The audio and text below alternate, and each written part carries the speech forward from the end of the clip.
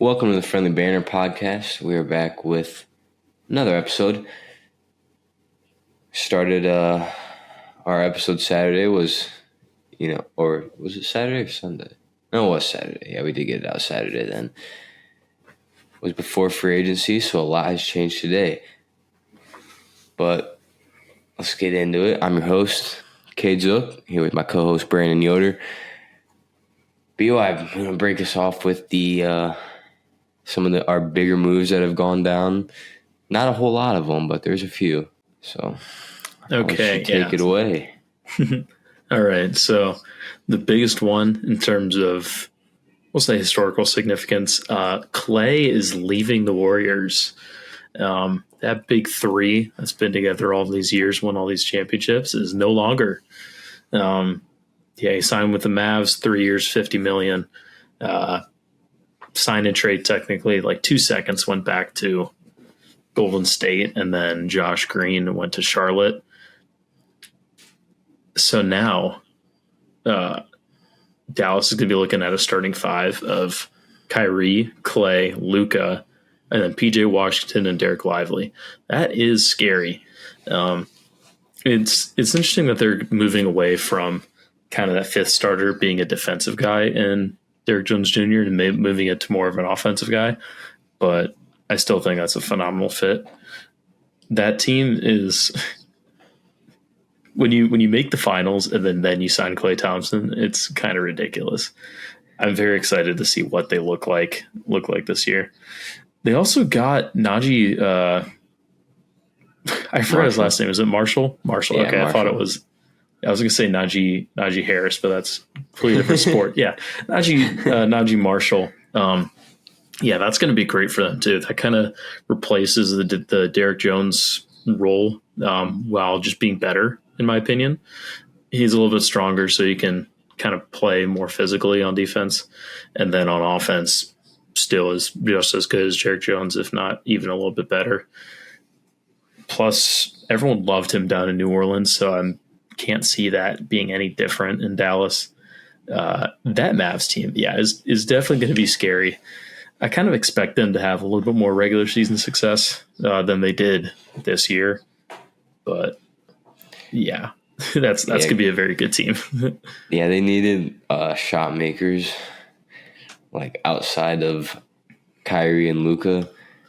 And at the very least, Klay's going to, he might not be the 3-and-D guy that he once was, but he's still a phenomenal shooter. Don't let the 0 for 10 in the playing game, all that stuff deter you. That's one game. He still shot well last year. Was it a down year for Klay? Yes, but he still shot the ball well. It's going to be a huge, huge upgrade for that team.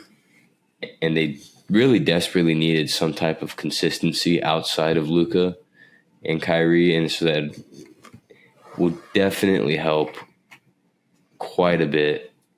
I was like, I didn't know where Klay would go. I kind of had the feeling he'd go to the Lakers just because his dad and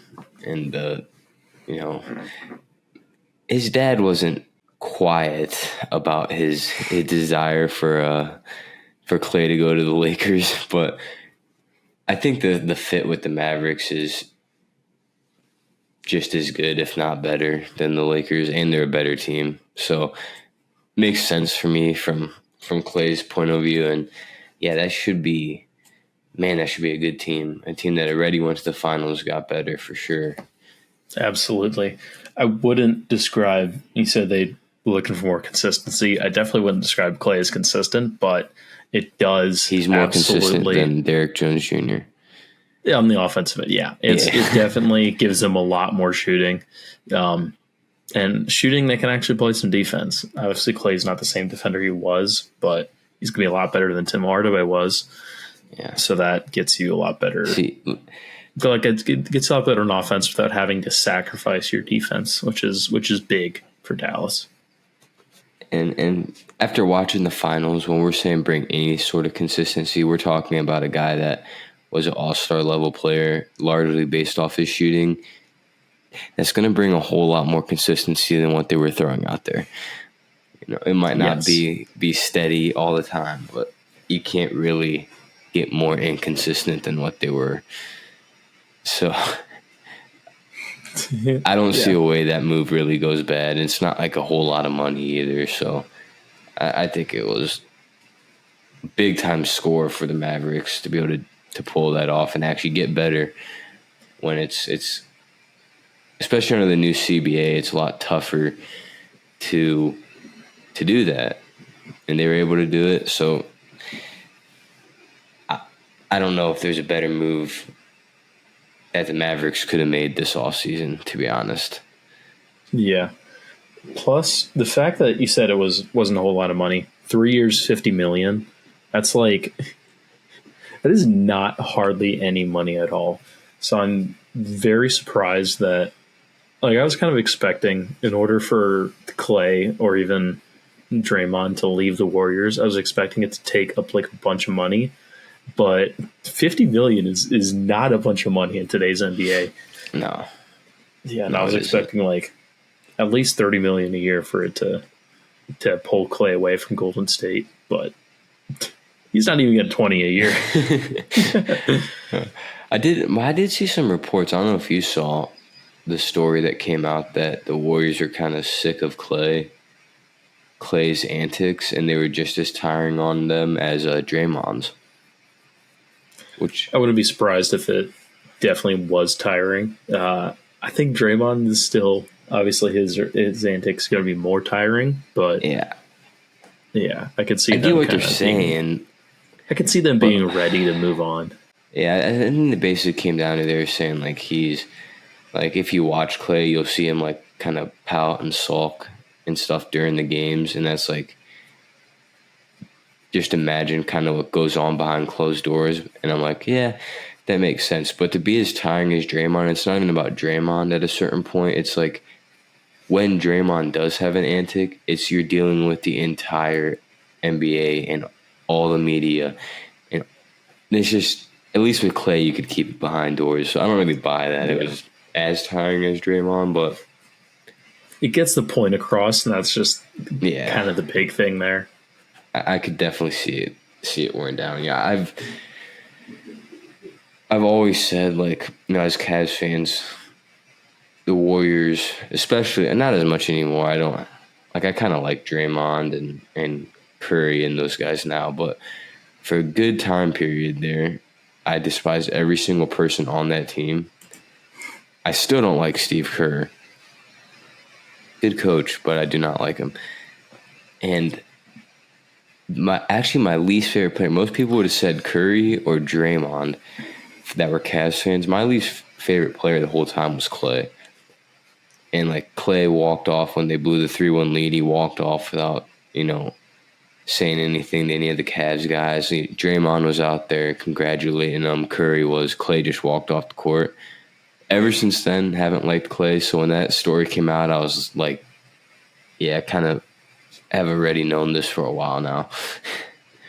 And that's kind of who he is. But Klay does have a kind of a bigger ego to him than what you would really expect from a guy of his game, we'll say, where it's not like any dribbling.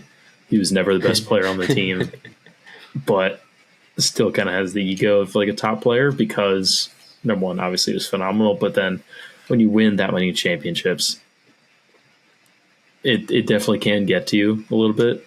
And I'm not surprised that, kind of the body language towards the end wasn't great, because I think what he really needs is to be in a different situation where it's like he has to prove himself again. Because in Golden State, it's like, oh, there's all the history behind it. It's a completely fresh start in Dallas.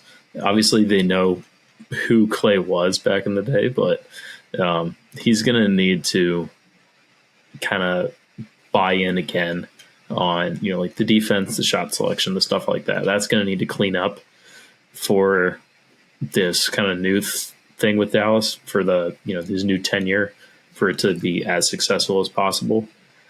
So, and I think there's a better chance of that happening in a new place where he hasn't been around these guys all these years, as opposed to it being at Golden State, where it's like he's been there for a long time. he knows what he can get away with at this point, and he's accomplished so much there. That's kind of the thing. He's accomplished so much there that he can get away with kind of not being as sharp, we'll say. Yeah, no, Klay is, I think he's one of the more interesting players in the NBA over the past several years. Not so much from his play style wise, which is kind of unique as well, because you don't really see a guy that doesn't really have a lot of he's never been really known for his shot creation, even though he's a good shot creator, but it's more off ball. His off ball stuff is what creates his shots. It's not nearly as much on ball stuff as your average NBA star would do. And so he's a classic role player, but so good at it that he's just never been a role player. That's always been kind of fascinating to me. He's just does all the role player things so well that he just has morphed into a star. But then also the personality behind it, because you expect Klay to be the quiet, humble guy. But anyone I think that's really paid attention to the Warriors or the Klay's career knows that is not the case. And I just think he's always been a fascinating character. And he kind of looks funny. So put all those together and you just got an interesting player.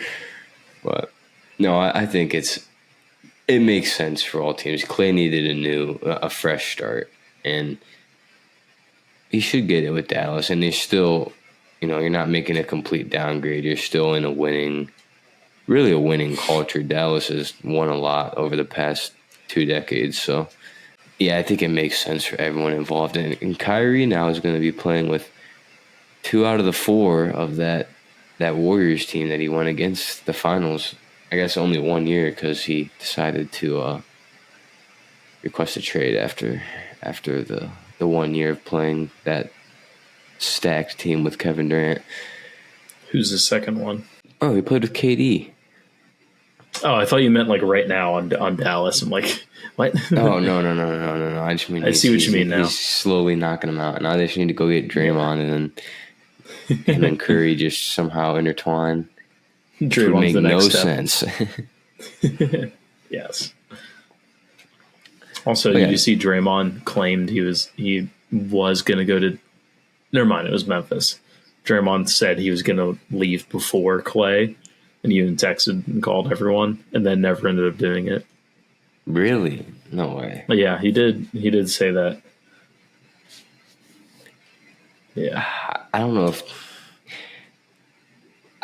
Draymond would do good really anywhere else. Obviously he'd still be good. Yeah. Because good players are good no matter what, but I don't think he's talked about with so much respect. I don't know if he would have gotten that if he didn't get in that just perfect, just literally couldn't be a more perfect situation for him. Absolutely. Obviously, the defense is going to translate and definitely fit in anywhere on any team. But the offense, his unique skill set, it fits in perfectly with Golden State. Yeah, in a way that definitely would not fit in with other teams. For someone that's not very skilled offensively, he's been a very plus offensive player his whole entire career. I don't know if he would have been that with many other teams if he would have got drafted other places. Yeah. I think what we've seen is the closest thing we've seen to that is Bruce Brown. And the only 2 places we've really seen it were with, what was it? Brooklyn. It was Brooklyn when he was playing with KD and Kyrie, ironically. And then the other place was Denver, where he was playing off of Jokic. But as his career has kind of progressed, he's had the need for his 3-point shot to improve has grown over the years. Where with Denver, he became kind of 50-50 between being a perimeter player and being a roller, basically. Whereas Brooklyn, it was primarily rolling and almost no 3-point shooting. But then now in Indy, it's he's almost not doing hardly any rolling, and that's primarily the 3-point shooting, being a standard perimeter player. So even part of it, yeah, no, it's there are situations where you can plug in a Draymond and have it fit super well, but the long term, I guess having a fit like that stays year in and year out is unprecedented, and it's not like, again, the Bruce Brown thing. It really only clicked with him in Brooklyn for about a year, and then even then he was only with Denver for, again, about a year, and then now he's just on another team where he's basically just another player. So not only is it the good fit, but it's also the longevity of the fit, which you don't see.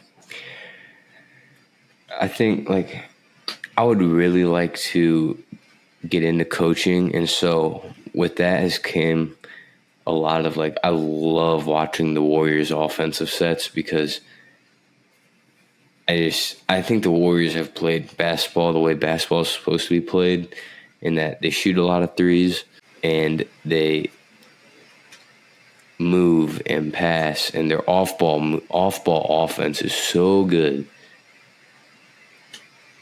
It's just they're really fun to, like, sit down and watch. Like, I watched them waiting for concrete to come today. We were sitting in the truck. I was back there watching their post splits,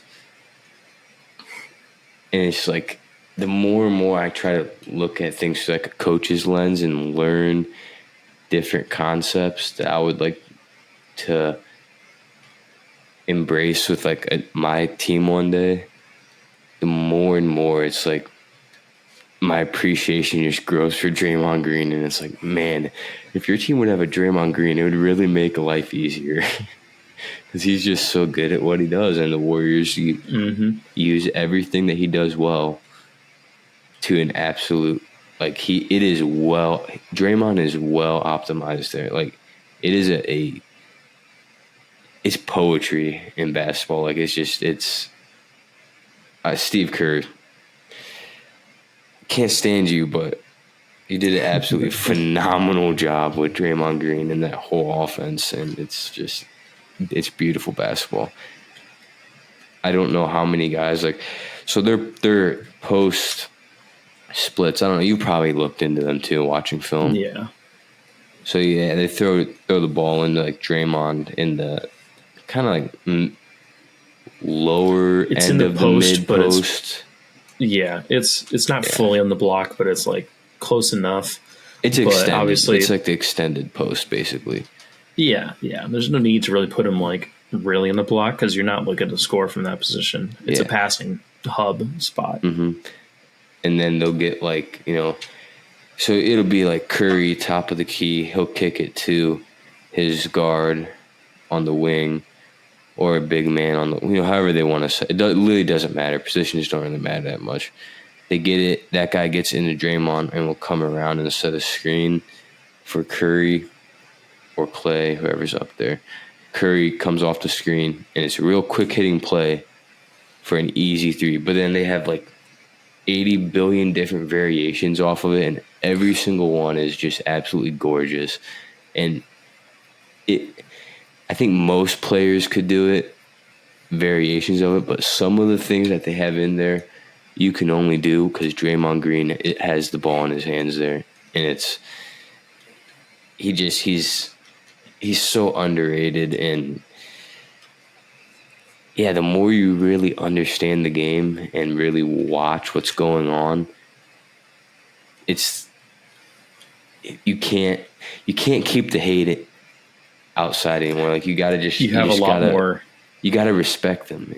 The hater, you have a lot more appreciation for what you're watching, and it's like the being impressed almost begins to kind of outweigh any bad feelings you have towards the team.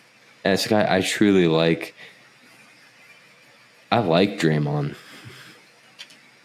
I never thought I'd see the day where I say I like Draymond Green, but I like Draymond Green. I gotta say it. I like him. Yeah. I think he's an idiot on the court a lot of the times, but I still really like him. Yeah. How times have changed. Yeah, it would have never have come out of my mouth in, like, 2019, but not a chance. Still don't want the Warriors to win another finals ever. No. But I don't have really a problem with the team anymore. But yeah, that's enough Warriors talk. Let's move on to another gigantic move that had a lot of different turns in the story, but we kind of came back to the outcome we all expected. Paul George signed a 4-year deal worth $212 million with the Philadelphia 76ers. They've got their big three. It's a pretty scary one. Paul George finally decides to leave the Clippers. I think the final game that came down to Clippers going to offer him a 4th year. I think it's a weird hill to die on if you're the Clippers. If that's really the only thing that kept Paul George from leaving, why would you let him walk? Warriors made I thought it was a pretty good offer in a sign-and trade, and the Clippers just would not do it. Apparently, they had wanted nothing to do with it, trading him to the Warriors. So instead, you let him walk for free. The whole situation doesn't really make a whole lot of sense to me. Yeah, I'm going to put it as a pretty big fumble by the Clippers. That's a nice way of putting it. Yes, especially with the option of the sign and trade. It's one thing to not be able to retain him as a free agent. If the 4th year would have kept him in Los Angeles, then that's number one. That's obviously your first thing, is you could just give him the 4th year. Who cares? Yeah. But the fact that you had the opportunity to get all these assets back and still didn't make it happen is not good. As far as the players that they signed with Paul George's money to kind of replace him, who all was it? First off, it was Kevin Porter Jr., which, the fact that he's back in the league is not really a good thing. They re-signed Harden, but that obviously didn't correlate, or wasn't good. The re-signing of Harden was going to happen. Yeah, no, it was going to happen regardless. Who else did they sign? Derrick Jones Jr., a good player, but Mo Bamba. Yeah, Mo Bamba. Kendrick Nunn. Not Nunn. No. It was Chris Dunn. Yes, wrong. Yeah, Chris Dunn. Yeah. I get them confused all the time. All the time, dude. Never fails. Yeah. Who else did they... Oh, Batum. Nick Batum as well. Now he's back with the Clippers too. So yeah. And then the package that the Warriors was going to give up. Do you remember what that was? Okay, what I'm reading here, which definitely has differed from the story that I was originally reading, is that Clippers would not do it for like your normal sign and trade stuff. So again, still is stupid from them. I don't really understand the purpose of this, but well, they wanted Kuminga, and they went over various different deals, but the Clippers said no Kuminga, no Paul George.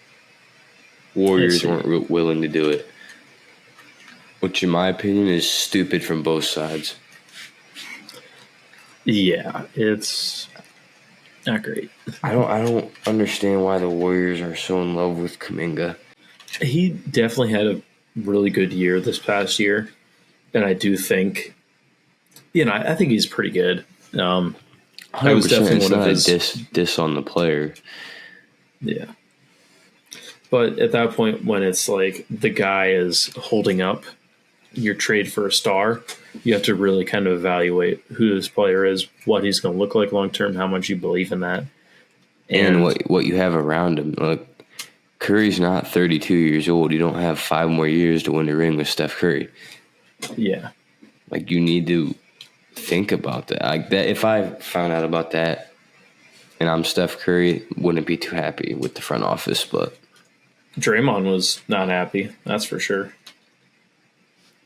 I mean, how could you be? Exactly. Yeah. Yeah, I don't really understand that from both sides, honestly. Yeah, the Warriors in general, the past 5 years, the fact that they've prioritized this kind of long-term approach as opposed to just winning while your star players are still stars has been has been baffling to me, if I'm being honest. They should have traded their picks, especially the high level picks that they got, the second overall pick, was it 7th and then 14th as well. Yeah, those should have been in trades to get good players as opposed to just drafting and trying to develop and like fit these guys into their core. It makes no Timelines sense. didn't fit the idea that you were going to like have this Spurs-esque dynasty where you just transition into different eras. But even the Spurs over, like, didn't 20 years. transition. Like their core three was the life of that team. Like it was Manu, Tony Parker, Tim Duncan, and Greg Popovich. Like it was pretty consistent. Like obviously before that they had David Robinson, but I'm sorry, you don't go from David Robinson to drafting Tim Duncan like ever. So if the Warriors thought they were going to go from Steph Curry to drafting Jordan Poole and him being the next Steph Curry, they were delusional. It was what it was. It was James Wiseman at the 2nd overall pick. Well, yeah, but I didn't like that comparison because Curry's a point guard. Wiseman's a big man, so I try to think of a guy that thinks he's Steph Curry but isn't. Jordan Poole's the perfect man. Yes, we'll go with that. Yeah, but between David Robinson and then to Tim Duncan and then Kawhi Leonard after that, that's not something you can replicate. It's obviously like there is skill to it, but it is luck. Yes. A lot of things outside of your control need to go right in order for that type of thing to happen. So there's a lot that you can no Wembanyama. Unbelievable. So there's a lot that you can do to help that happen, but for it to actually happen, it does definitely require a good bit of luck. So you can draft eight. Like how many picks did the Warriors have there? I mean, they had a plethora of high picks. Lottery picks? Yeah. Oh, yeah, they had a lot of them. Yeah, it was. Well, it wasn't that many lottery picks. It was like 3, but it was Moses but when Moody. you got Steph Curry, Klay, and Draymond, you got 3 lottery picks. That's a lot.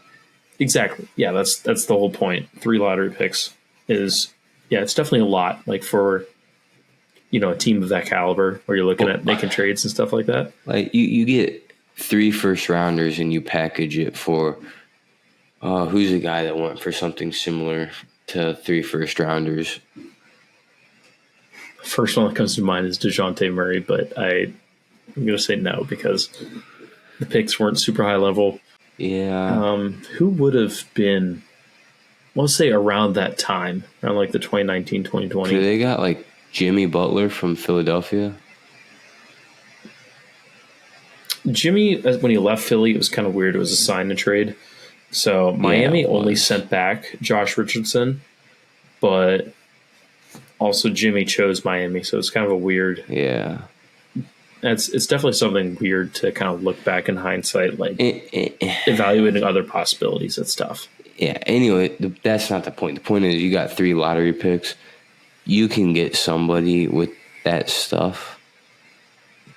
I thought it was a bad decision in the moment, and looking back on it years later, it's still a bad decision. Yeah, so. like let's say for a hypothetical, let's use Jimmy Butler as the guy because I don't really feel like digging too deep into it. Let's say you could have traded those 3 first rounders for Jimmy Butler. What are the chances that any of those 3 picks turn into Jimmy Butler? Number one, just because it's a lottery pick, the number 7 pick's a lot different than the number 2 pick, and the number 14 pick's a whole lot different than the number 2 and 7 pick. Yes. So your chances are increasingly getting or continuing to decrease to get a franchise-altering player, and they're already low. And you have Steph Curry. It's not like, I understand if you don't have Steph Curry. It's like, yeah, we don't really want to do that. But you do.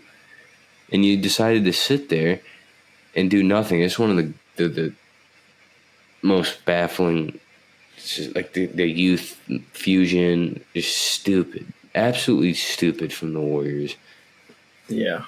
And I hate it. In the NBA, this is what, like, I will live on, or I would die on this hill, is there's, like, a couple things that NBA teams have a tough time coming to terms with, and I think it's because at the end of the day we think they're like so smart and all this stuff, but they are still humans, and their emotions still get in the way. And one is they refuse to acknowledge that their team might not be bad, but it ain't good enough to win a ring, and the only way to get there is by blowing it up. Chicago is a perfect example of this. I think New Orleans could go down a very similar fate here in a couple years. We're finally seeing Brooklyn rebuild and trade their guys. In Brooklyn, That was as much as I hate to say this, I think the Cavs at the end of their Donovan Mitchell contract extension could be kind of seeing the same thing.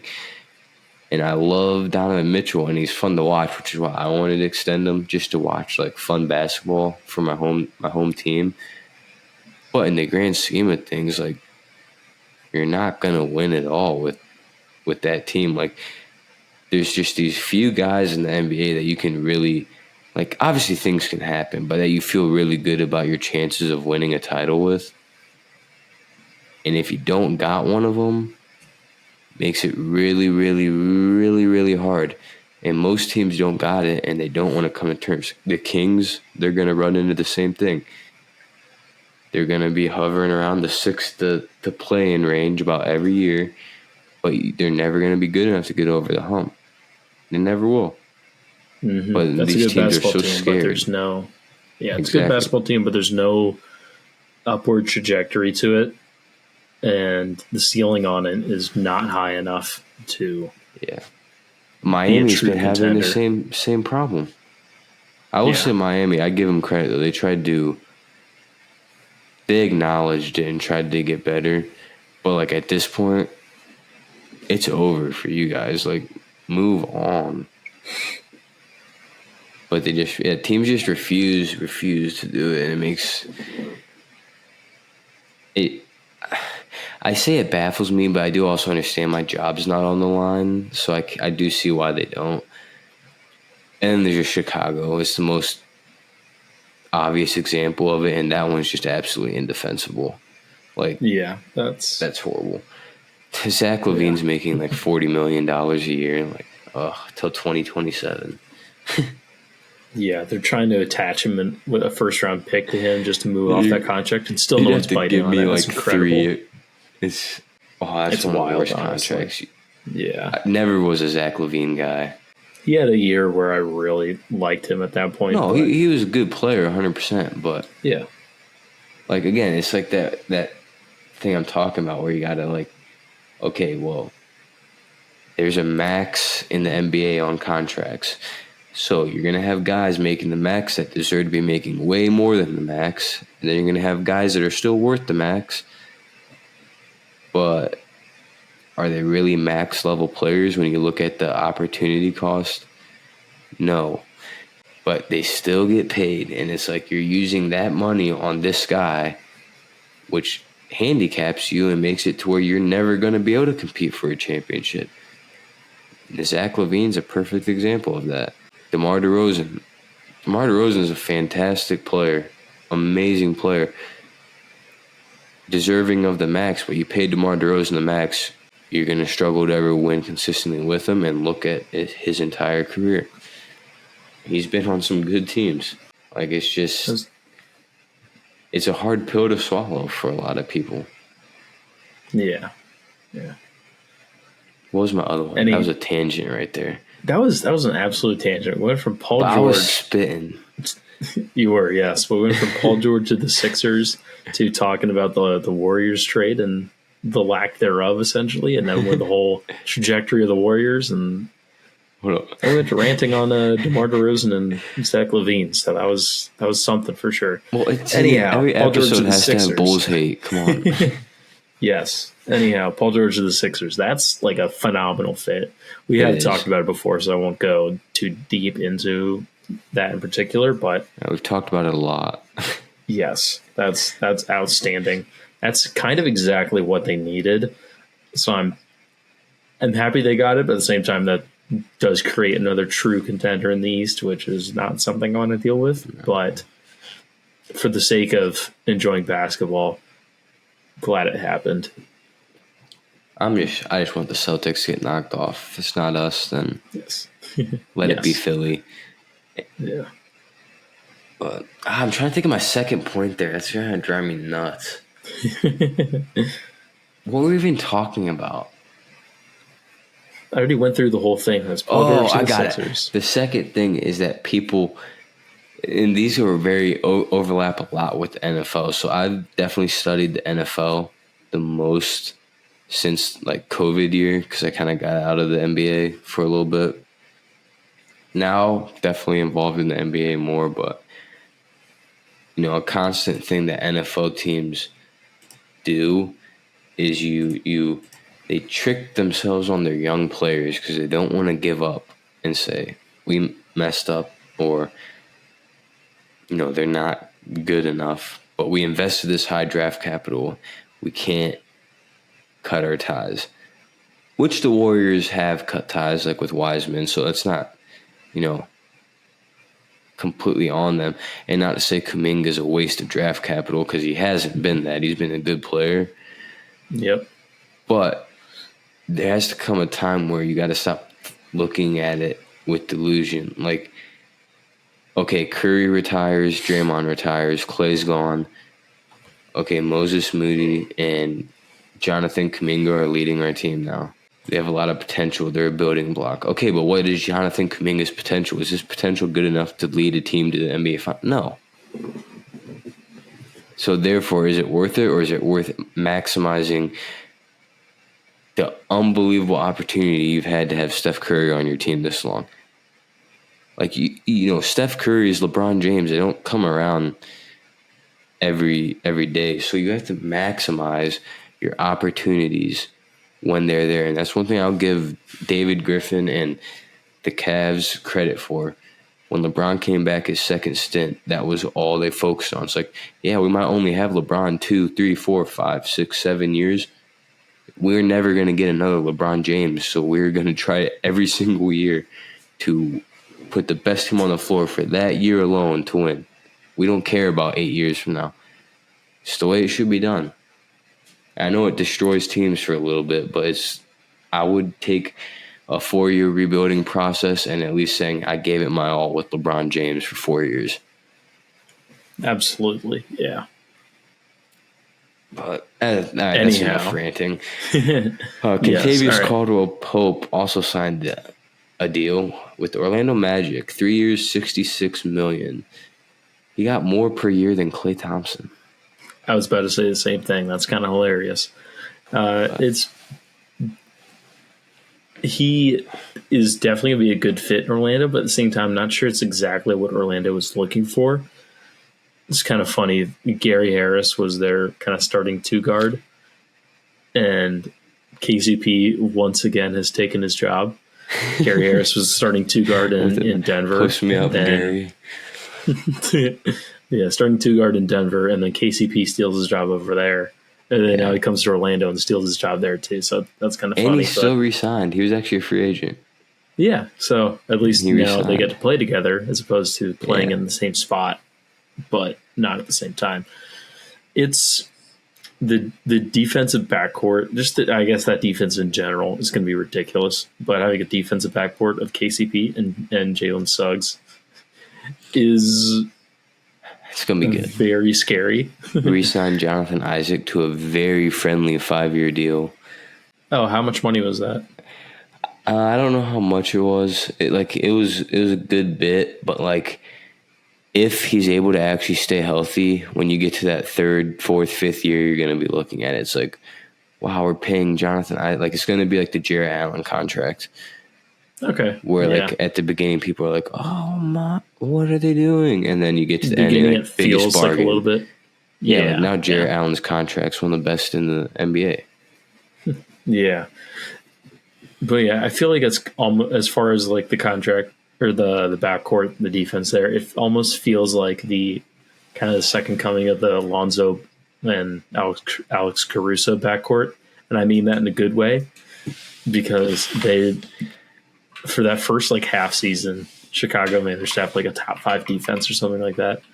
Actually, I think they were a top 10 defense for the whole season for 1 year. But regardless, it's if you have an absolutely outstanding defensive backcourt, then that can be enough to carry your defense. and they absolutely have an outstanding defense backcourt. But And in addition to that, they do still have that's the thing. They do have pieces.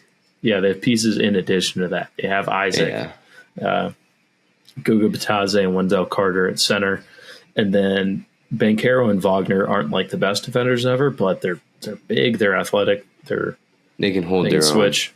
Yeah, they can absolutely. And when you hold got that their own. around you, that's all you need. But they're going to be outstanding. They were already like a top 5 defense. They're going to be even better. It's going to be ridiculous. Yeah. Isaac's official numbers: 5-year, $84 million deal.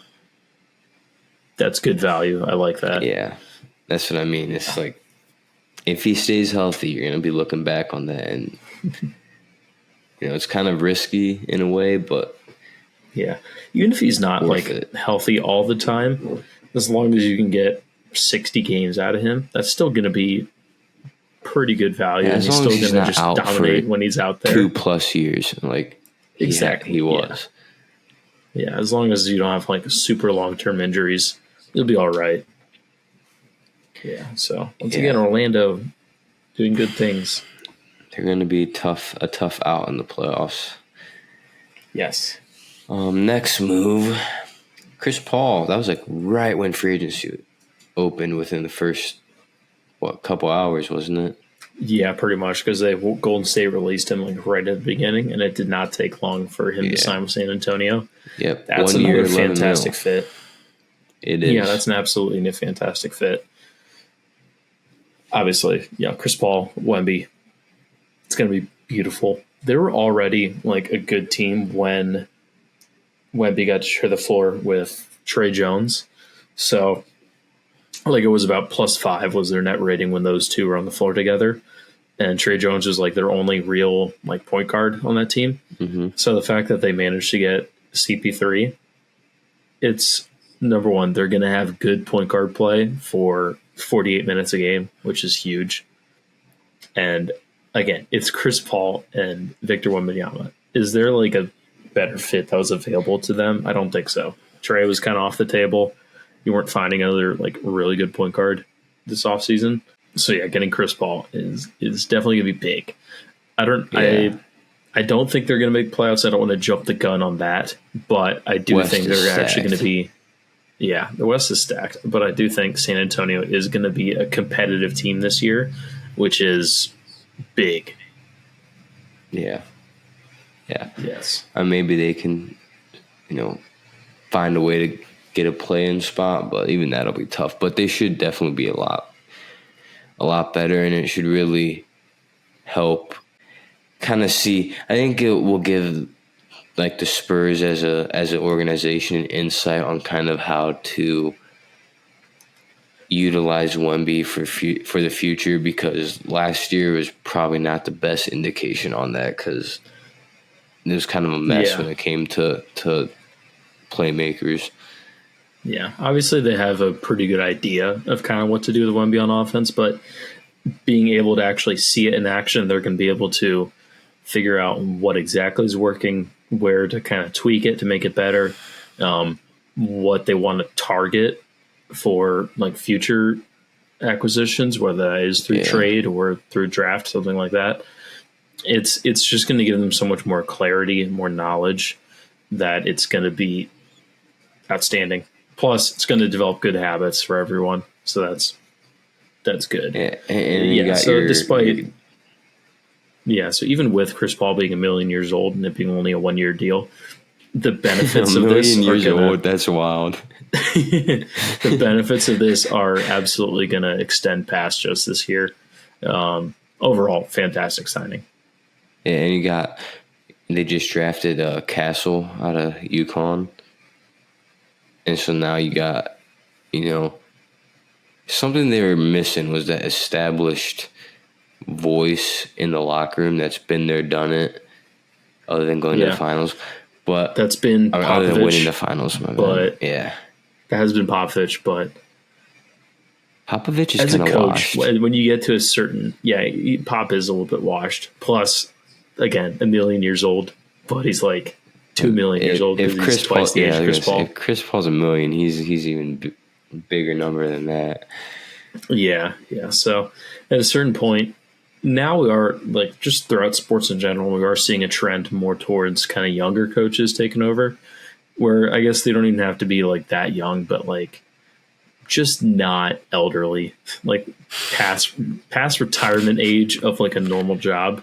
Once you get past that, it's like, okay, you should probably not be a head coach. You can be an assistant at that point, but being able to kind of control a locker room at 70 years old in the NBA is kind of just not super possible, I guess. I mean, NFL too. Look at Bill Belichick. Couldn't even get a job, and he won one, and he couldn't get a job. I think Bill Belichick and Popovich are very good examples to each other, because I thought Bill Belichick has been a washed-up NFL coach for a while now.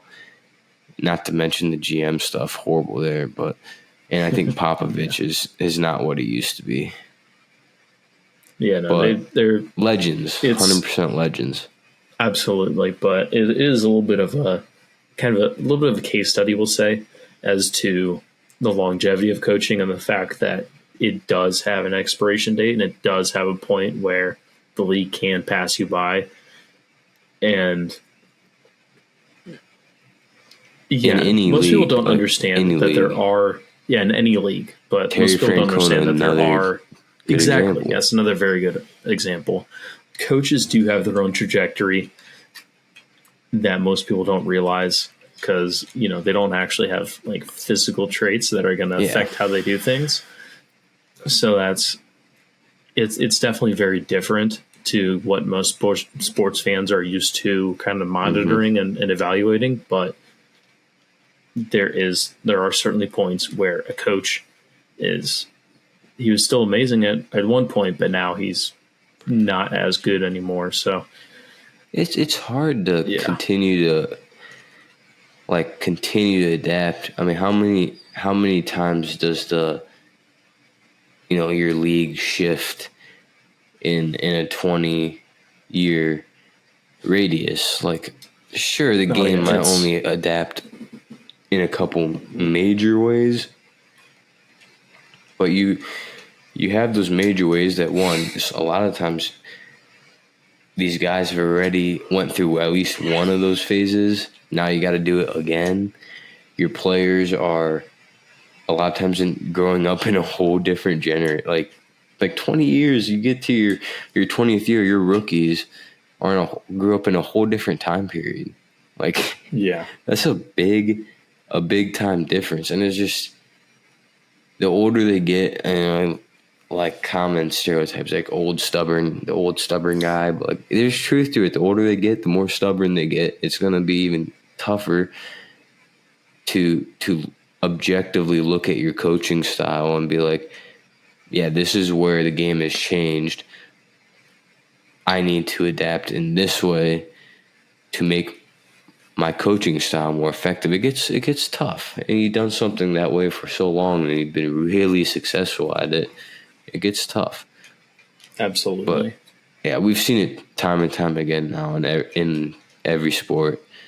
There is a day where it catches up with you and you're not what you used to be. And it's in any job you do. It ain't just coaching. Yes. Anyhow, all right, next one. Jonas Valanciunas to the Wizards, 3 years, $30 million. Yep. One of my favorite kind moves. Of a hole. Yes, fills a very big hole at center for them. Obviously, they drafted Alex Sarr, so that's kind of like the biggest thing to look at, essentially. So, moved off of Denny. So now you're kind of like 3, 4, 5. What you're looking at now, it's going to be Kuzma, Sarr, and then Valanciunas at center. I do kind of like the idea of moving Kuzma to small forward. It's not that he couldn't really play power forward, but I like the idea of moving Kuzma off the team. That's what I like. I guess that too. Yeah, that's always an option as well. But the fact that it just gives them more size, and then hopefully it also means less offensive responsibility for Kuz, which is really big. But Valanciunas, he seriously is underrated as a big, and having a rangy power forward that can block shots and stuff like that next to him in Alex Sarr, I feel like that's going to cover a lot of Valanciunas' deficiencies, which those are primarily moving at all. So that's Why you gotta say yeah, it so that's like definitely that? going to help. That is definitely going to help. Plus, it's going to create a little bit of kind of inside out action with Valanciunas and Sar, where Valanciunas is probably going to do some more stuff on the perimeter, and then Sar like ducks in. Valanciunas can pass it to him through like a tight window, and then easy dunk on that right there. So there's a lot of cool stuff you can do when you have two skilled bigs like that. And Valanciunas is definitely very skilled. Yeah. Plus, also just having a center that can kind of stretch the floor a little bit, but like not so much stretching it off ball, but more of like stretching it on ball. Where like when you do the kind of the top of the key big man passing hub type stuff, it does help to be able to shoot a little bit to make sure you actually get guarded out there when you have the ball. And Valanciunas is definitely the type of guy you do have to guard out there when he has the ball. So that's big, and again, it creates a whole lot of cool stuff that they can do with cutting actions and stuff like that. So that's gonna be pretty exciting. I was gonna just out of instinct, I was gonna say I'm excited to watch the Wizards this year, but I'm not. Jordan Poole. Despite how cool all this is, I'm still probably not going to watch a whole lot of Wizards basketball. But Jordan Poole. Yeah, no, I'm not excited to watch Jordan Poole. So the reason I like this move a lot for them is because I think it sets up your number 2 pick. It sets him up in the best situation to have success. Without them really having a real center on their roster, they were going to be forced to probably run Sar at the 5, and he's just not quite physical enough, I don't think, at this point to do it. Obviously, you would like for him to get there eventually, but he kind of reminds me of Mobley in a little bit, and like Mobley really excelled at being able to come in and play the 4 and have Jarrett Allen take some of those responsibilities away from him. A lot of the negative you saw about Sar was he's not physical, he's not strong enough, he's not big enough, he's lengthy enough, he's tall enough, but he just doesn't have the physical side of it yet. It's not there. And he will get dominated by physical big men, and there's a ton of them out there. Mm-hmm. And so I will say putting Valanciunas on your team does take away one physical big that you're going to have to face. Yeah, it does. Like Valanciunas would be the type of center that would like absolutely dominate Sar. So there's a little bit of that there where it's like, hey, now we don't have to play against this guy because we have him on the team. Yeah, but it gives Sar that time to develop without just getting completely manhandled on certain nights. Yeah, you're not just like throwing him out in the fire. Which is awesome. Yeah. A lot of things I saw was like if you want him to succeed, you're going to have to put him next to a physical center. And so when the Wizards drafted him, I was like, well, I don't love that because you don't have that. And then the Wizards went and did something really smart and went and got a physical center. Yeah. And so first for them, they did something good. But I like that move. I hope the Wizards didn't sign Valanciunas with like the expectations that he's going to like make their team truly better, and more from a point of view of like, this is the steps we need to take to see growth in our players and in a step in the right direction in the process. I think that is what they did, but you just never know. But I really hope that is what they did. And we actually missed a move on our list here. Hartenstein, he signed a $30 million per year deal. What was it? 3 years, $90 million. 3 years, 87. So it's like $29 million a year. Yeah. Wow, that is a lot of money for Isaiah Hartenstein. I like him. I think he's really good. $30 million though is kind of nuts. I will say the salary cap was supposed to spike a little bit higher than kind of in a normal year, correct? No. All right, never mind. Anyhow, salary cap is still going up. So here's why. It went up 10% last year and the year before. So in the new CBA, I think that is the maximum it's allowed to go up in back-to-back years or something like that. I'm not 100% sure, but I do think it was a little bit down. But it should continue to go up next year. Anyhow, every 2 years with NBA money, they're always breaking new records, and again, every 2 years it's unrecognizable. So the fact that he is making $29 million a year, I'm not exactly I'm not freaking out about it. It's not getting completely forgotten, but at the same time, it's not gonna ruin them. Is it a little bit overpay? I'm gonna say yeah, but still, it's not gonna hurt that much in today's NBA. I have a good question here. Mm-hmm. Would you rather have Hartenstein at 3 years, $90 million, or Valanciunas at 3 years, $30 million? That is definitely a very good one because I do think Hartenstein is a lot better as a player. He plays kind of similar to he doesn't play similar to Valanciunas, but they could do similar things. But Hartenstein can play defense as well, which is huge. Obviously, Valanciunas can play defense too, but yeah, they have Chet. So, would you say in a Thunder specific context? Yeah. I'm talking about specifically the Thunder. Okay. Now, they do have the luxury of doing this, right? Because that gives you the time to have Hartenstein and then be able to move on with Chet once he's eligible. Yeah, because that's a contract. That's the big thing with the Thunder is they're not really paying a whole lot of money to a whole lot of people right now. SGA's on his max. Lou Dort's getting paid good role player money. And then after that, it's I don't know who's getting paid on that team. J-Dub and Chet are both on their rookie deals. Sure. Exactly. So you can definitely afford to make an offer like this to Hartenstein. And for that reason, I'm going to say I am going to lean towards Hartenstein, them doing this over Valanciunas. Yeah. Also because this team does have higher aspirations than I think Valanciunas is capable of fulfilling, if that makes sense. I don't see a Valanciunas team where if Valanciunas is an important part to your team, I don't see you winning a championship. I think I can see you being a very good team, but I don't see you winning a championship. Whereas a guy like Hartenstein, it comes down to kind of what I've said before. He's just more bulletproof as a player.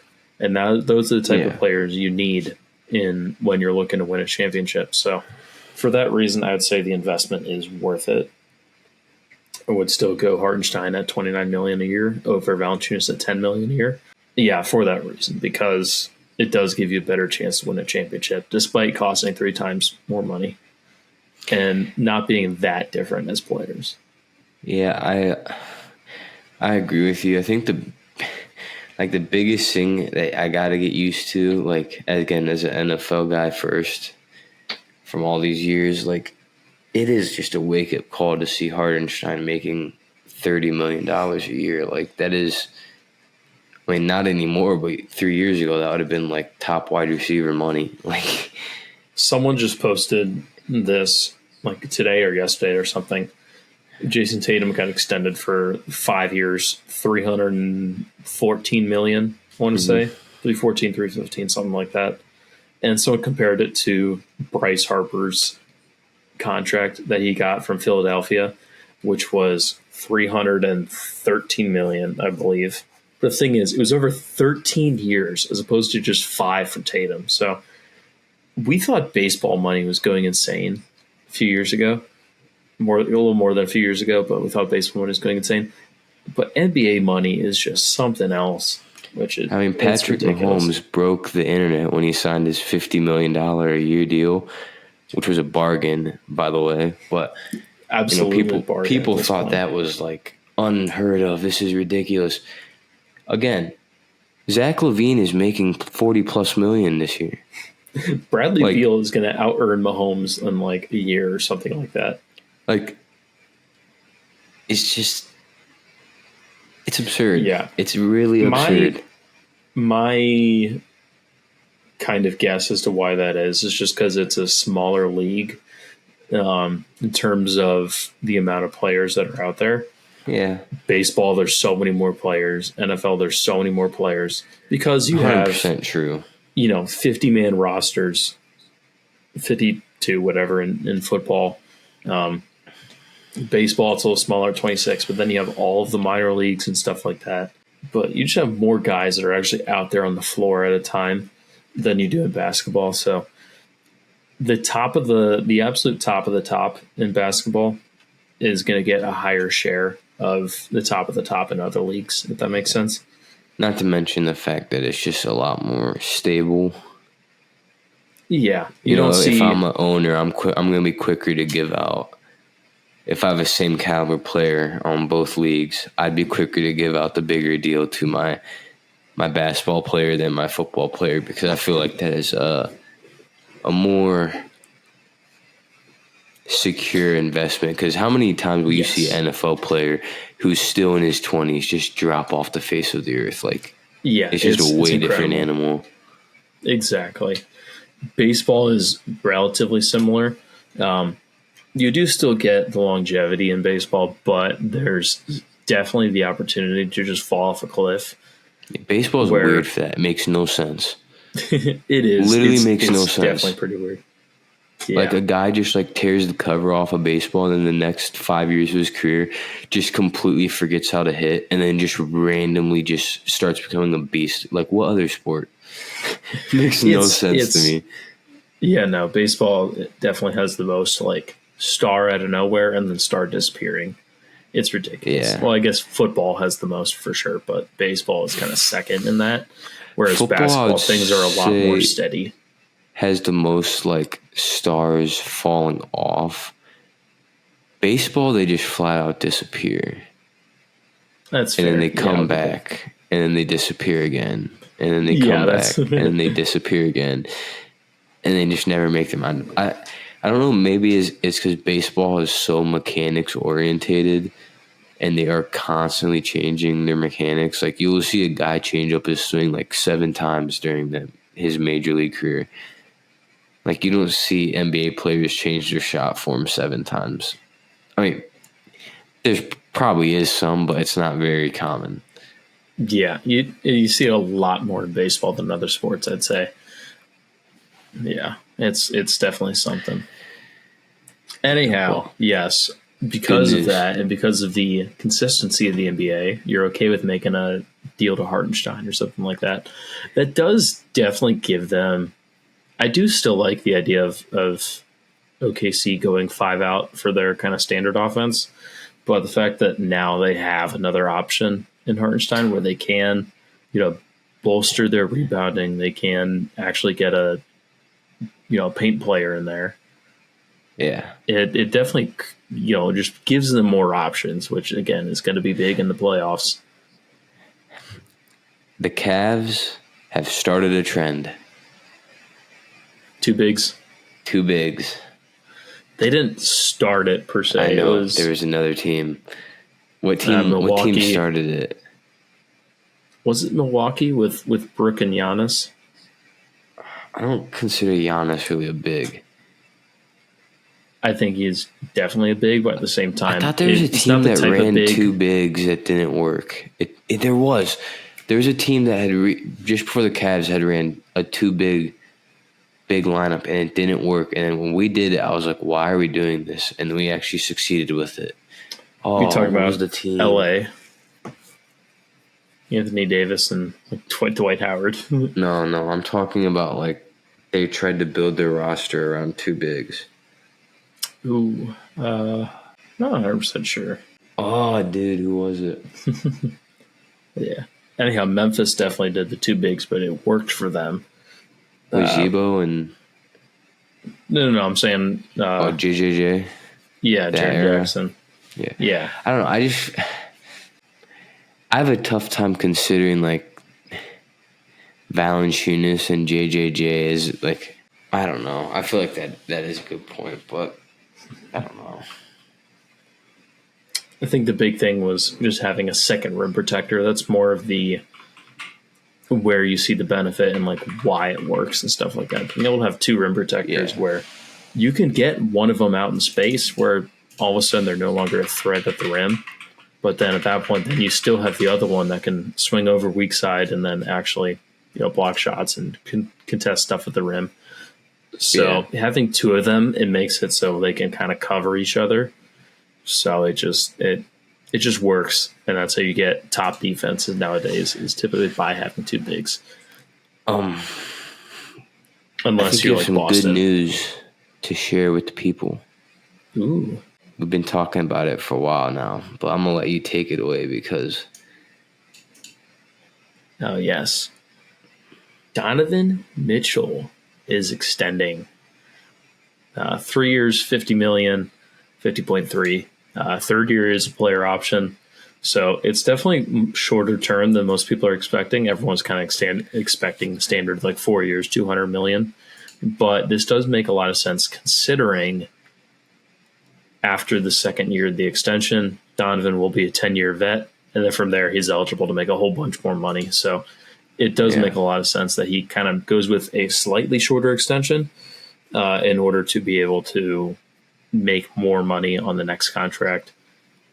He's in a position where he doesn't need to lock himself up for years and years.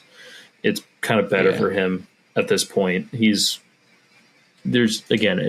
not like baseball or football where there's no risk of him like falling off a cliff. He knows in 3 years when he's ready for that next extension, or I guess 2 years ready for that next extension because there will be a year left on the contract at that point. Whenever he's ready for that next contract, he's still going to be good enough to get every single dollar possible. So it does make a lot more sense for him to kind of be able to bet on himself, to bet on the longevity of himself, just to make the most money possible in his career. So I don't blame him one bit for kind of going the shorter term one. Most people are going to look at it and be like, oh no, he's going to ask out in 2 years. That's not the case. Could he ask out in 2 years? Absolutely. But that's not why he's doing this. But there's too many things with the length that he signed that make sense. One, it maximizes his money. And two, it gives him freedom. Like, could he leave in 2 years? Like, is it a possibility? 100% it's a possibility. But that's not the main reason why he took a 3-year deal. But it is a plus to it where he does, still have the freedom to control his own destiny before he gets, up there in age. Yeah, definitely. So this is big. This is what we've been waiting for. Hopefully that means Kobe is actually going to do some stuff instead of doing literally nothing. Because literally nothing. Since free agency has started, we have not made a single move. And I'm not happy about that. Me either. This free agency class, it's definitely weak. But at the same time, there are guys that I do think are improvements over the players on the roster. Plus, we haven't made a trade either. So, Karis LeVert and George Niang are still on this roster. And we're into July. And I don't like that. I wish they would not be on the roster. And all of the players that are actually worth anything that are still left in free agency, they're all being taken off the table. So we need to actually kind of do stuff. Obviously, it's not the most consequential free agency ever. In fact, it's probably the least consequential free agency ever. But there are still ways to improve the roster, and you don't want to give up those opportunities just because you were inactive. As far as the specific targets I would like, the two names that I really have on here are Gary Trent Jr. and Sadiq Bey. They both kind of fit the wing role. Gary Trent, he's more of a 2 that can play the 3, which we do have a lot of that on the roster, and I think most people are sick of it. Whereas Sadiq Bey, he's a legitimate forward, so that's gonna be pretty nice. As far as the inactivity for. There were 2 options that I really wanted that I'm not happy that we didn't get. The first one is Jalen Smith. He gets you that rim protection at power forward while still being able to shoot the ball. He's not like an incredible shooter, but he can definitely shoot it and make it. And he's only making $9 million a year from Chicago. So we have the full MLE at $12.9 million. So the fact that we haven't, there was no reason not to throw him the MLE, if that makes sense. There wasn't, again, there's not a whole lot in this free agency class. So you're not like missing out on anyone left. Like you're not missing out on anyone that bad if you don't make an offer to him. Yeah. Again, there are still options that I do like, but I mean, like Sadiq Bey's not going to cost the middle-level extension. Gary Trent will. No. Yeah. But yeah, no, it's obviously I've played kind of both sides of this where it's like, I know I said it at the same time. I said like this free agency class, it's not much, but at the same time, there's players to be had here. So it's I just wanted to improve the roster. There's definitely a lot of people that are like, don't make a move for the sake of making a move. I don't buy into that. I'm not kind of in that train of thought where it's like, there's always a way to improve the roster. You just have to make a move. Exactly. Yeah. Unless you're Boston, their roster's perfect, but yeah, there's always something to be done. There's definitely always a way to improve. And the fact that we're not is not exactly great. There's no way you can take a look at Karis LeVert and George Niang, specifically Niang, and just be like, yeah, no, this is good. We like this. We're going to roll with this next year. I mean, you can't do that. Like, you got Jetty Osman still out there. Like, yeah, Jetty would be a perfect fit on this team now. Excite me, but I would rather have him getting minutes than Niang getting minutes. Exactly. Simple as that. But I just the Cavs seem like they're going to run it back, all this stuff. I know you're kind of on board with it, and I do like. I'm okay with running back the core. I'm okay with running back the core. I'm not okay with running back like everything. I see what you mean in like a perfect world, but this core has proven that they're not good enough to win a finals, and the East is just getting stronger. True. And so exactly what I was talking about earlier, where you get in this spot where you're just good enough to not change anything, but you ain't good enough to get over the hump, and you get stuck in this rut. And it's like we're just pissing away years because we don't want to make a move. Well, let's look at it. Like, do we really want to break up the core four in a perfect world? No, but it's not a perfect world. Boston's good, New York's good, Philly's good. So you got to have a lot go right to make the finals as it currently is. What is your best assets? Darius Garland, Jarrett Allen, Donovan Mitchell, and Mobley. Okay, so who are your untouchables? Mobley and Mitchell. So now you got to make work with what you got. So you got to find a way to retool. If you want to win with Donovan Mitchell, you got to retool. Or the only saving grace there is with the core four is one, Darius Garland might not be my favorite player, but he's not as bad as he was last year.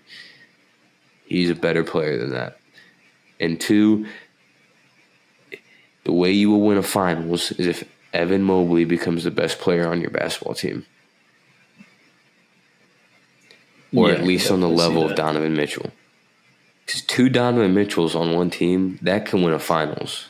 Yes. Not like they're the same type of player, but that type of caliber of player. Yes. Two borderline top 10 players. That can win you a finals. But one borderline top 10 player and then three top 50 players, that's not going to do it.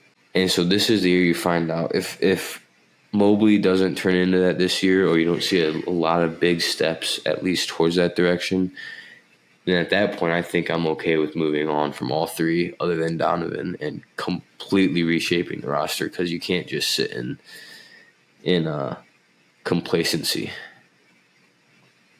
But yeah, this is definitely a big year for the team. Yes. Which is why I don't want Karis and Niang to be a part of it. I want players I'm not even talking about better. them. They're not even worth it. Yeah. Although I'll give Karis his props. He did.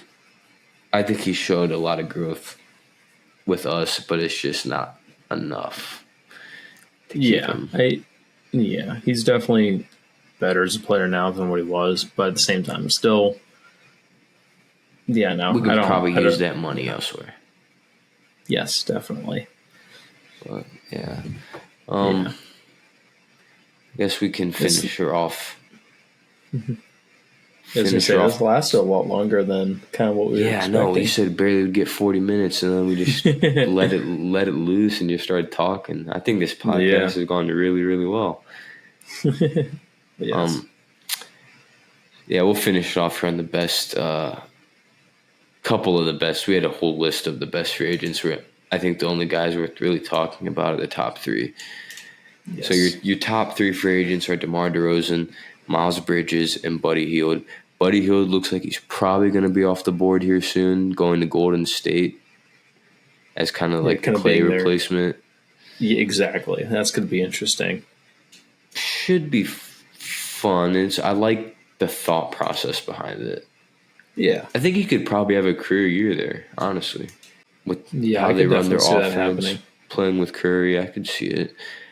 And Miles Bridges, there hasn't really been a whole lot of really movement on his front. No real interest outside of the Clippers. Clippers rumblings.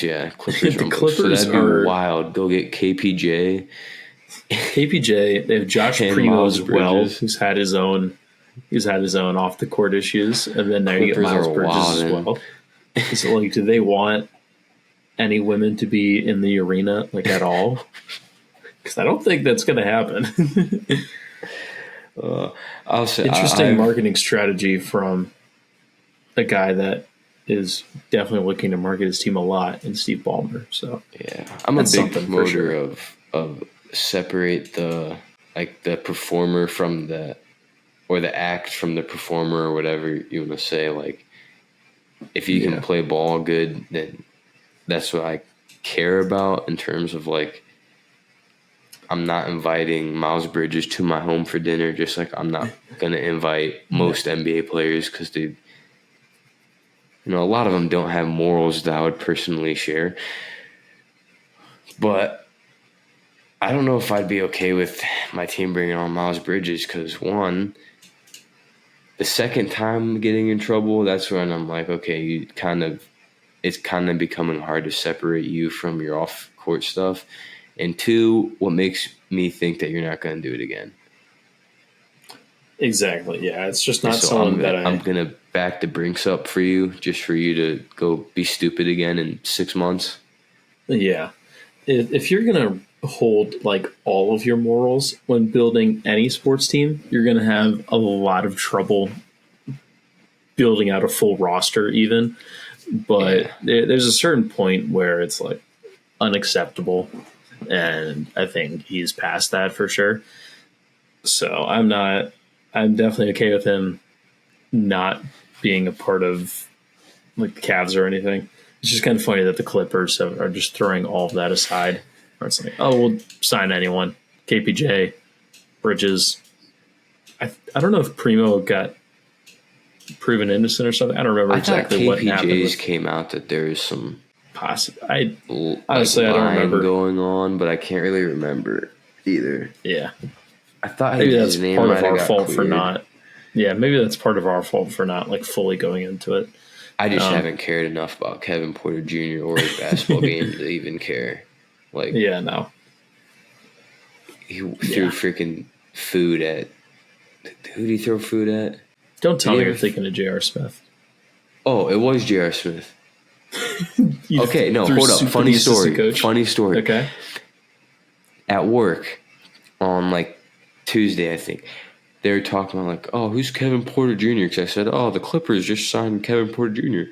And they're like, who's Kevin Porter Jr.? And I was like, remember the guy the Cavs drafted and he had the meltdown and we traded him after his long mental health break. Then he came back and got mad about his locker or something and then got traded. And oh yeah, the guy that threw the food. And I was like, no, that's J.R. Smith. And they're like, no, J.R. Smith threw soup.